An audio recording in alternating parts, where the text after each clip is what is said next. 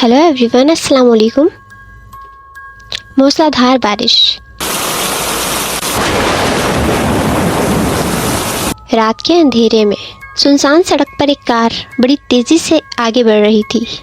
Car में बैठा शख्स बहुत ज़्यादा टेंशन में लग रहा था, क्योंकि उसके बराबर में बैठी लेडी को लेबर पेन स्टार्ट हो चुके थे, क्योंकि उसे जल्द से जल्द अस्पताल पहुंचना था, क्योंकि डिलीवरी कभी भी हो सकती थी। उसके बराबर में बैठी लेडी दर्द की वजह से चीख रही थी, चिल्ला रही थी, बहुत रो रही थी, और वो आदमी उसे तसल्लियाँ दे रहा था कि बस अब ज़्यादा दूर नहीं है, बिल्कुल नज़दीक ही है अस्पताल, आप परेशान ना हो, बस हम पहुंचने ही वाले हैं। उसकी कार शहर के एक बड़े से हॉस्पिटल के अंदर दाखिल होती है और वो आदमी कार से उतर के स्ट्रेचर लाने के लिए फ़ौरन ही अंदर जाता है और वापसी में अपने साथ 2 आदमियों को लेकर आता है। वो 2 आदमी वार्ड बॉय थे जिन्हें वो लेकर आ रहा था। कार का दरवाज़ा खुलता है, देखता है तो लेडी उस सीट पर नहीं थी, वो कार के अंदर मौजूद नहीं थी। वो बहुत हैरान और परेशान हो गया और कहने लगा, लगता है आपके हॉस्पिटल में से कोई नर्स वगैरह उन्हें अंदर ले गई होंगी। वैसे भी वो लेडी काफ़ी तकलीफ़ में थी और दर्द के मारे चिल्ला रही थी। दोनों वार्ड बॉय और वो आदमी उस लेडी को तलाश करने के लिए पूरा अस्पताल तेज़ी से घूमने लगे। जल्दी जल्दी हर कमरे की तलाशी ले ली गई। अस्पताल के ऊपर वाले मालों पर भी चढ़ के देखा गया, लेकिन वो औरत कहीं ना मिली। काफ़ी तलाश करने के बाद वार्ड बॉय ने उस आदमी से पूछा, सर क्या वो आपकी वाइफ थी? उस आदमी ने परेशान होते हुए इधर उधर नज़र दौड़ाई और कहा, नहीं। वो सड़क किनारे एक पत्थर पर बैठकर रो रही थी और गाड़ी को रोकने के लिए हाथ से इशारा कर रही थी। मैं उनकी हालत समझ गया और मैंने फ़ौरन ही गाड़ी रोक दी और उन्हें अपनी गाड़ी में बिठा लिया और इस हॉस्पिटल ले आया। और ये बात सुनते ही वार्ड बॉय ने कहा, मतलब आपका भी सामना आज उस आत्मा से हो गया? आत्मा से? क्या मतलब, तुम कहना क्या चाहते हो, या इतनी रात में मुझे डरा रहे हो? वार्ड बॉय ने कहा, अरे नहीं नहीं, मैं क्यों आपको वाला डराऊंगा। प्रेग्नेंट लेडी की कहानी तो यहाँ का बच्चा बच्चा जानता है। अगर आपको इन बातों पे यकीन नहीं है तो कोई बात नहीं, आपसे पहले भी कई राहगीर उस लेडी को हमारे हॉस्पिटल लाने का दावा करते हैं। पर आप जा कहाँ रहे थे? फिर उस आदमी ने जवाब दिया, मुझे जाना तो कहीं और था, पर उस लेडी को हॉस्पिटल पहुँचाने के लिए मैं इस रास्ते पर आ गया हूँ। खैर अब मैं चलता हूँ। ये कहकर वो आदमी वहाँ से निकल गया और दोबारा गाड़ी में आकर बैठने लग गया। सड़क से गुजरते हुए वो एक चौराहे की तरफ पहुंचा। ये वही चौराहा था जहाँ से मुड़कर उसे अपने घर की तरफ जाना था। तो उस लेडी की वजह से उसे शहर जाना पड़ा था। वो आदमी मन ही मन सोच रहा था, कौन होगी वो औरत और अचानक इतनी तकलीफ में वो कहाँ चली गई होगी। खैर मैं इतना सब क्यों सोच रहा हूँ। अपने आप से बातें करते हुए उसने ये सब कुछ सोचा। अचानक से चलती गाड़ी में उसकी नज़र मिरर पर पड़ी तो उसके पीछे कोई बैठा हुआ था। उसने जैसे ही पीछे मुड़ के देखा तो एक खून से लथपथ लेडी, वही लेडी जो उसे रास्ते में मिली थी, वही प्रेग्नेंट लेडी उसकी गाड़ी में पीछे बैठी हुई थी और उसे घूरे जा रही थी। वो डरावना मंजर देखकर उसके रोंगटे खड़े हो गए। उसने फ़ौरन ही ब्रेक लगाई और झट से गाड़ी से नीचे उतरकर दूर हो गया। उसे कार का दोबारा दरवाज़ा खोलने की हिम्मत नहीं हो रही थी, पर फिर भी उसे घर जाना था। उसने खुद को संभालते हुए वो आगे बढ़ा और कार का पिछला दरवाज़ा खोलने लगा। जैसे ही उसने कार का पिछला दरवाज़ा खोला और वो झट से दूर हट गया, लेकिन अंदर अब कोई भी नहीं था, गाड़ी खाली थी। जो कुछ भी हो रहा था वो उसकी समझ से बाहर था। बारिश तेज़ हो रही थी, रात काफ़ी हो चुकी थी, लेकिन जो भी कुछ हो रहा था वो पता नहीं क्यों हो रहा था उसके साथ, उसे कुछ समझ में नहीं आ रहा था। अब वो जल्दी से गाड़ी में बैठा और तेज़ी से गाड़ी दौड़ाकर वहाँ से निकल गया। अगले दिन वो ऑफिस जाता है और लंच टाइमिंग में अपना लंच सामने रख के वो एक स्टैचू की तरह बैठा हुआ था, कुछ सोच रहा था। कल रात का भयानक मंजर उसकी आंखों से जा ही नहीं रहा था और वो उसी बारे में सोच रहा था।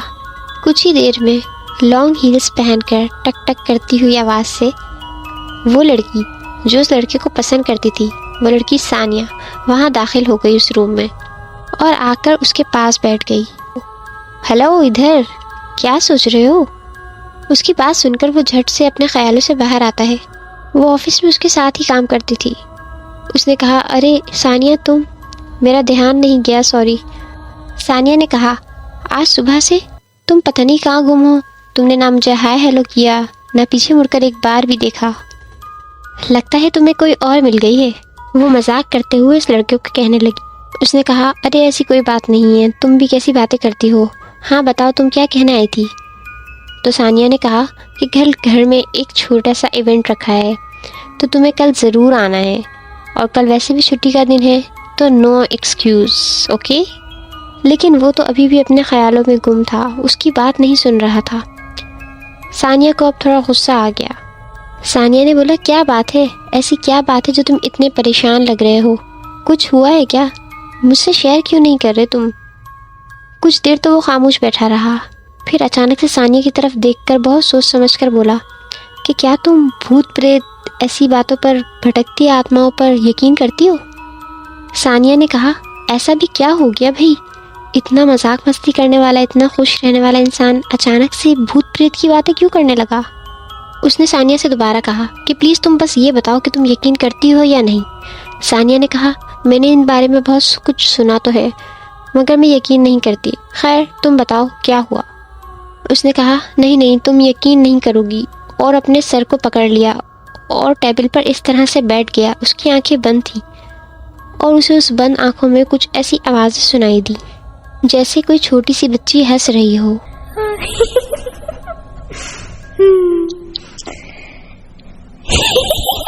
اس نے جیسے ہی چہرہ اٹھا کے سامنے دیکھا تو پورا آفس خالی پڑا تھا اور چھت پر لگی ٹیوب لائٹس بند کھول ہو رہی تھی۔ ایک پل میں بدل چکا منظر دیکھ کر اس کی سانسیں اٹک گئیں اور دوبارہ اسے کسی بچے کے رونے کی آواز سنائی دی، تو اس نے جھٹ سے مڑ کر اس آواز کی طرف دیکھا جہاں سے وہ آواز آ رہی تھی۔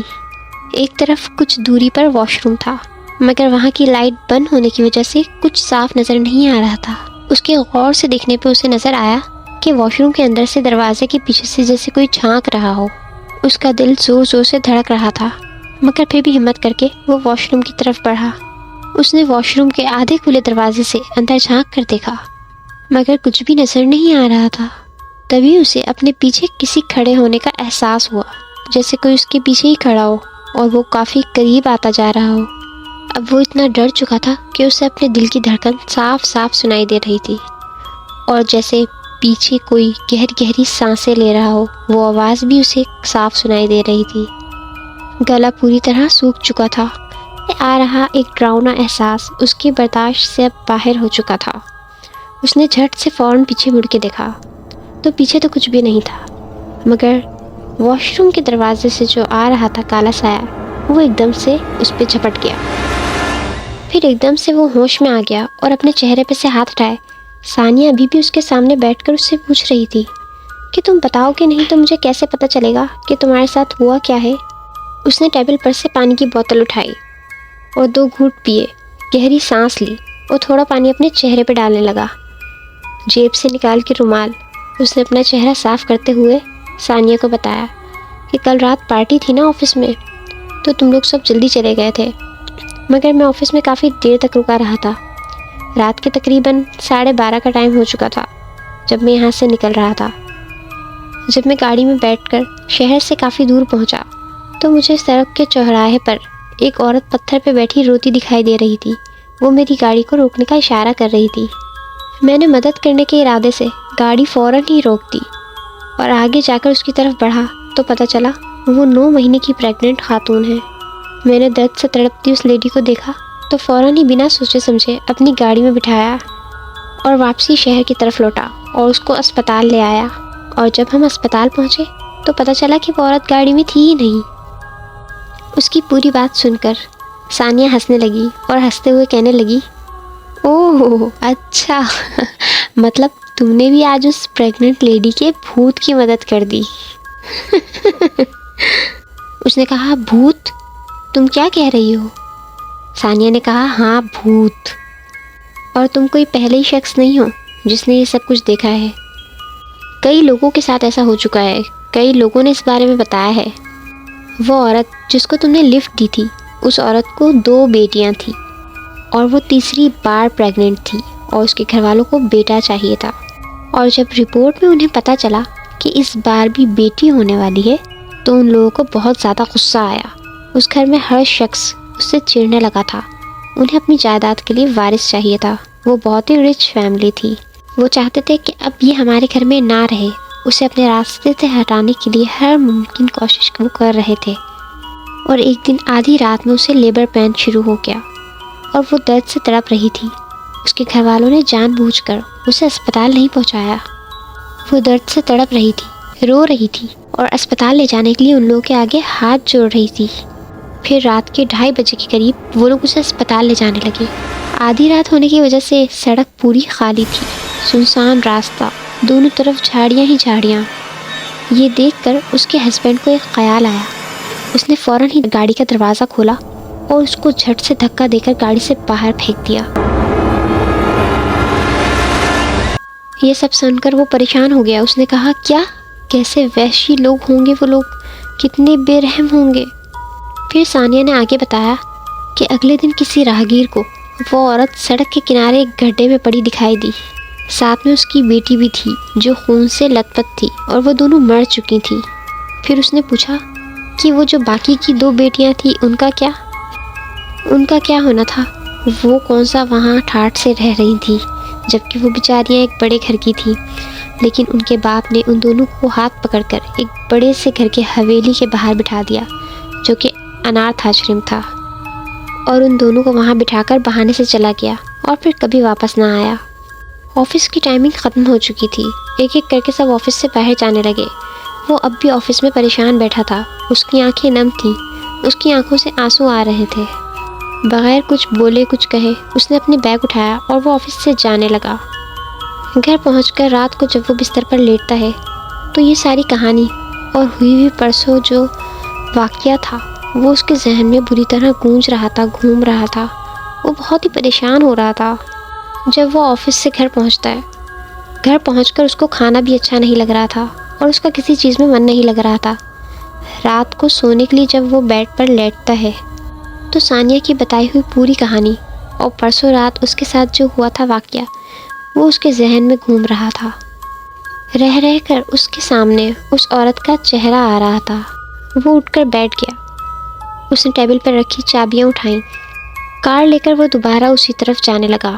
کچھ ہی دیر میں وہ اسی سڑک پر پہنچ گیا تھا جہاں کل رات اس خاتون کو لفٹ دی تھی۔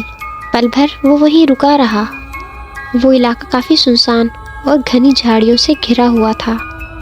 اس نے گاڑی کے سارے شیشے نیچے کر دیے تھے اور کچھ لمحے وہ وہیں ٹھہرا رہا۔